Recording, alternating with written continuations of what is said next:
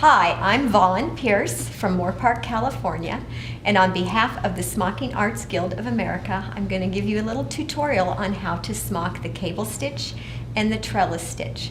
Smocking is simply embroidery on top of pleated fabric. You may have already watched the tutorial on pleating your fabric, and now we move on to the next step, which is actually making the smocking stitches. The two basic smocking stitches are the cable stitch and the trellis stitch. The cable stitch is an even row of stitching horizontally across your fabric where you take the threads and you either move them to the right side or the left side of the needle with every stitch you take. If you look here, you can see I've already smocked a few cable stitches right here. There's a left cable and a right cable. Some people will call these an up cable and a down cable. I usually hold my fabric where I start my stitching and move away from me. Some people hold their fabric and stitch from left to right. It's easier for me to see my stitches if I hold it this way. And before we start, you can use typically an 8 embroidery needle, a 7 sharp needle. You just want to make sure that your needle is large enough to carry your threads through the fabric.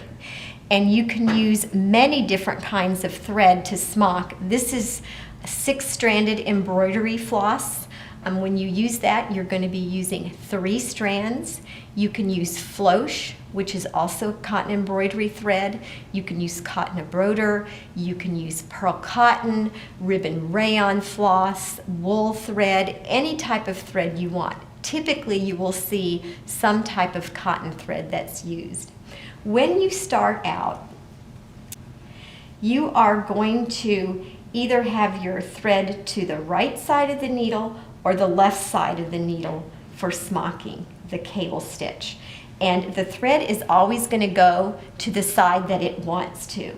You're going to put your needle in about 1/3 of the way down the pleat and out, keeping it in line with either a pleating thread or the row that you are smocking. And then you're going to pull your needle through. I always catch my thread around my thumb, and it works as a little iron where it presses my threads and I can straighten them out so you can see all 3 strands of thread that I'm using.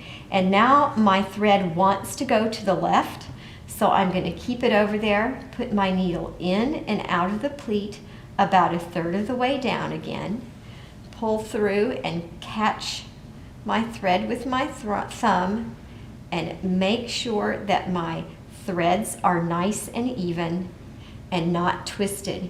If you have twisted threads, your stitches, some of them will be fat and some of them will be skinny. They won't be consistent, and you want to work towards getting all of your stitches consistent.